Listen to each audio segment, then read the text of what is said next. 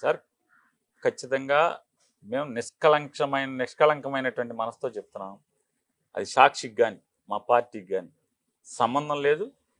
కావాలని we are criminally targeted by Telugudesam party, Janasena party, TV5, Eenadu, ABN వీళ్ళందరి సమూహం చేత వైఎస్ఆర్ కాంగ్రెస్ పార్టీ టార్గెట్ చేయబడింది, క్రిమినల్గా టార్గెట్ చేయబడింది తప్పితే వాస్తవంగా ఆ పాపానికి మాకు ఏ సంబంధం లేదు.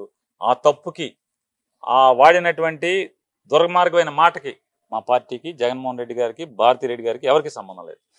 నేను అంటుంది కూడా అదే సార్. నేను ఏమంటానంటే కాలం నిర్ణయిస్తారు. నేను చెప్పేది ఇవాళ మీరు బురదేద్దాం అనుకుంటే, ఇట్లాగే తిరుపతి లడ్డూలు అది కలిసింది ఇది కలిసిందని చివరికి ఆ తిరుపతి లడ్డు కల్తీలోనే వీళ్ళు మునిగి తేలుతున్న పరిస్థితి. రేపైనా ఇవాళ ఈ రకమైనటువంటి విషం బురద మాకు పొయ్యాలనుకుంటే ఖచ్చితంగా ఈ పాపంలోనే మీరు ఇరుక్కుని తన్నుకు చావాల్సి వస్తుందని చెప్పి